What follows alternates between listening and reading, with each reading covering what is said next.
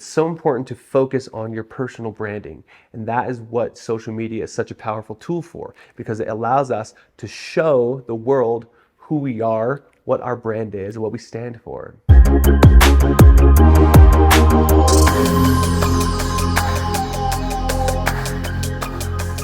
Hi guys, Winnie the Jroo here, and today we have a really fun topic to talk about.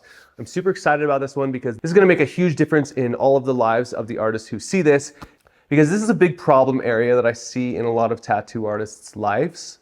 Because you could be the best tattoo artist in the world, but if you don't have anybody to tattoo, then all of that skill and talent is for naught. And so today I'm going to be talking about how to brand and market yourself on social media. So you guys have probably seen all of my content on your social media platforms: Instagram, TikTok, YouTube, Facebook, whatever it is. I use all of them. But at one point, I had no social media. So I want to take you guys way back into the days of business cards and bus benches. So when I first started my tattoo journey, I was 16. I had no mentor, no apprenticeship. I didn't have a fucking half a clue about how to not only tattoo, but also how to find people that wanted to get tattooed by me. And so when I first started out, I was kind of just doing what I saw other people do. I was just printing off business cards, and I would go to the mall, and anybody that I saw that had a tattoo, I would approach them and be like, "Hey, I do tattoos. Take a card." And while that may have planted a couple seeds here and there, it was such an archaic way of trying to market myself and get my name out there, right? It was based purely upon the word of mouth of strangers who really had no idea about who I was or what I did. Now, there was a lot of struggle at this time of my journey, right? Because not only did I not have any clients, I didn't have any money, which meant I was struggling to make my rent. I didn't know where my next meal was coming from. I was struggling to keep myself afloat, let alone being able to afford the supplies to do tattoos. Now, this was probably 8 or 9 years ago. As I was struggling, trying to afford life, trying to stay alive, I found somebody named Gary Vaynerchuk, or Gary V.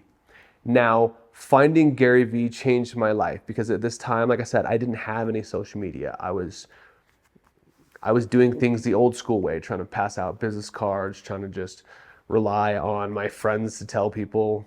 But once I found Gary V and started to see his content and started to learn about how social media and branding myself on social media would make such a huge impact, I started to wrap my head around a different type of growth. Now, I know that I make it look really easy now to create content because I've become accustomed to it. I've acclimated to the pressure of being able to create content like this. But at one point, I was so full of fear that I could not even take a picture of myself, let alone a video. Now, I know that this is something that a lot of tattoo artists can relate to, because you'll go onto Instagram and scroll through somebody's page, and they could be one of the best artists in the world, but you don't know what they look like. So you could go on Instagram, find one of the best tattoo artists in the world, scroll through their page, see beautiful tattoos, but have no idea what they look like, who they are, what they're about. And I know that a lot of this stems from fear, because we all share that innate sense of fear when we get into something new. You know, I was very afraid of what people were going to be thinking about me. I was afraid of, I was self-conscious about my laugh. I thought I sounded stupid. I thought that my laugh was corny. I was like, what are people thinking when they're seeing my videos? I was afraid of the judgment of other people's, which now in retrospect, thinking back, like the fear of judgment of a stranger is silly, but it seemed so real at the time. And it sounds almost contradictory, but at the same time that I was afraid of being seen, I was also afraid of being unseen. What if I post this and no one even sees it? What if I'm wasting my time and no one even cares what I'm posting about? But on the other side of this fear, I was able to discover the greatest marketing tool ever, right? Because social media is the greatest marketing tool that's ever been created, mainly because it's free. Now, when it comes to branding yourself and creating a brand around you, it's so important to focus on your personal branding. And that is what social media is such a powerful tool for, because it allows us to show the world who we are, what our brand is, what we stand for. Now, why that is so important, especially for tattoo artists, is because people will buy you before they buy your products or services. Now, when it comes to branding yourself on social media, it's super important to let people in, to have transparency. You see, when I learned to become vulnerable and get past those fears and let people in and show people who I am, what that started to do was it started to create connection points. Now, these connection points is what allowed me to connect with my audience. So let me give you a little example. I like to do really large, over-the-top, surrealistic tattoos, right? But not everybody likes that. And not everybody wants that. So let me illustrate this for you. Here are the amount of people in the world. Here are the amount of people in the world who like tattoos. Here are the amount of people in the world who like my style of tattoos. Here is the amount of people who can afford my style of tattoos. So if I'm only marketing to this tiny demographic of people, that is a very small demographic of people who I'm going to be trying to market towards, right? But if you can fully market yourself and you can create more connection points with people and market to a bigger demographic of people, you're going to be able to build your audience so much more effectively. See, when I started sharing every different part of myself, being a dad, being a nerd, sharing my passion for Pokemon, sharing my passion for traveling, food, whatever it is, those are different connection points that I can share with people and build my audience. Now, let's say that your tattoo journey, your business is here. What people are going to see on social media acts as your storefront window. So you want to show them what's inside, and you want to show them very clearly and very effectively so that when they see that, they want to come into the store, right? They want to come into your business. Now, what we're doing here isn't an act of convincing. It's more so an act of conviction. When you have so much conviction in who you are, in what you do, and what you represent, the value that you provide, people are going to be naturally drawn to you. So let's get into how to relay that conviction to people using social media. Now, when it comes down to marketing, one thing that I believe wholeheartedly in is quality. Now, I believe in quality and quantity, but firstly, we must focus on the quality, and that goes for everything that we do, be it our tattoo work or the content that we create to share that tattoo work. And when you're creating content with clarity and conviction and intention, that is the root of being able to create content that people can relate with. And not only that people can relate with, but content that's going to convert people into becoming a part of your audience, and not only becoming a part of your audience, but also becoming a part of your support system. So when I create content, I do it very intentionally. There's a purpose for why I'm creating that content. I'm not just posting dumb shit that has nothing to do with anything that I'm about. I have intention with what I'm making, and I also make it very clear in the way that I create that content what the purpose is. So whether I am creating content that is promoting an event that I have coming up, a program that I'm launching, or I'm just telling the story of my clients, it's very clear and concise exactly what that purpose is to the observer of that piece of content. Now, not only do we want to be creating quality content, but we want to be creating quality content consistently. Consistency is so key. Now, that could be hard to do before you have an audience, right? Because before I had a big audience, no one was seeing my shit.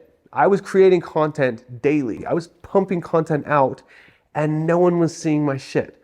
But it wasn't about the views. It wasn't about people seeing it. It was about creating the habit within myself to create that content and giving myself that consistency. So whatever it was, whether I needed to whip my phone out, take a picture, make a video, write up some copy, I had that habit to consistently do that. So when it comes to consistency, there are two things that you really need to focus on, and that is tenacity Just the act of doing it, no matter what, having the discipline to just get after it and do it even when you don't want to.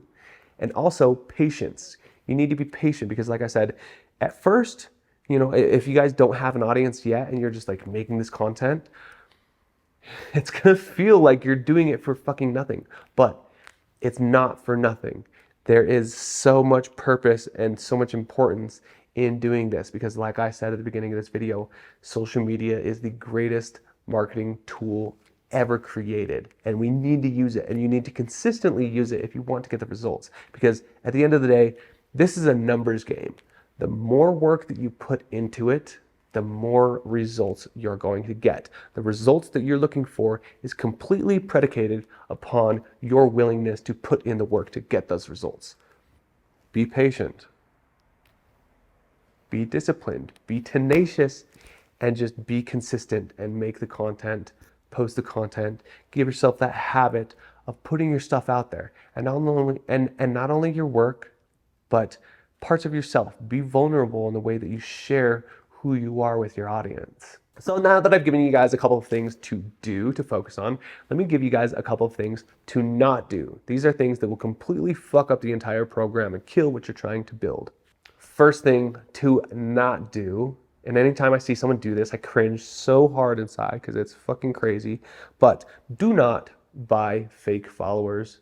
Do not, I do not believe in faking it till you make it. I believe in doing it till you prove it. Build, it's going to take time. It's going to be a slow process at first, and sometimes you'll pick up momentum faster. But this is why patience is so important, because you can't get so caught up on not having an audience that you just fake an audience. You know what I mean? This is something that, like, when it comes to building something of quality, it's going to take time. It's going to be a slow burn, but you can't fake it. Don't buy fake followers. And a big reason why is because the real people that you're wanting to connect with will be able to see right through that shit. They're going to be able to see that you have 500,000 followers, but you get 0 comments on any of your posts and no one's interacting with your posts. It completely kills all credibility that someone might have with you when you see that they're faking their follower count. What else are they faking? Are they posting fake images of their tattoos? Is this even really their work, right? If you don't have that trust and that credibility with your support system, with your audience, then you have nothing. Don't do that. Number 2, do not post shitty content.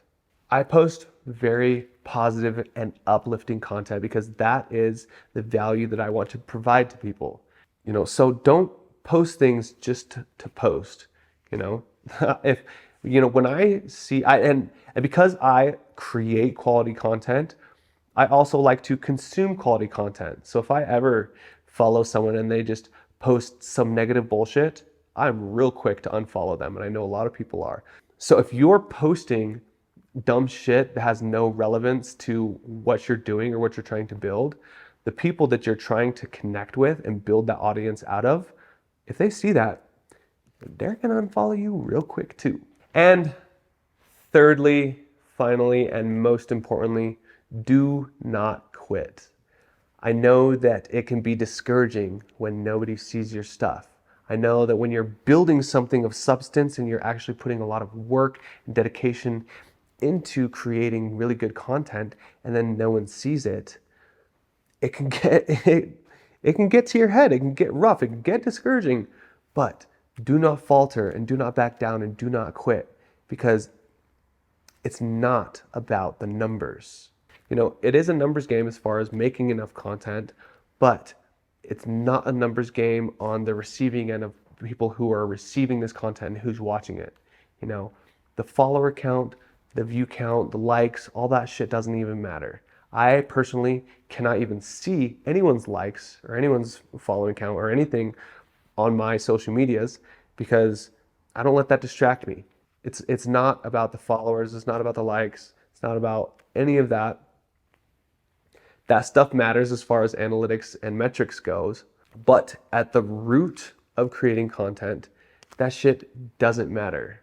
See, the real treasure of creating content is creating that connection point with people, is being able to actually connect with people over what you're creating content about.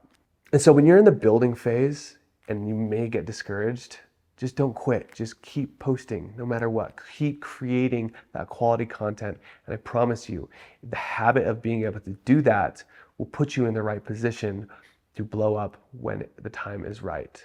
That is how an empire is built, right? One brick at a time.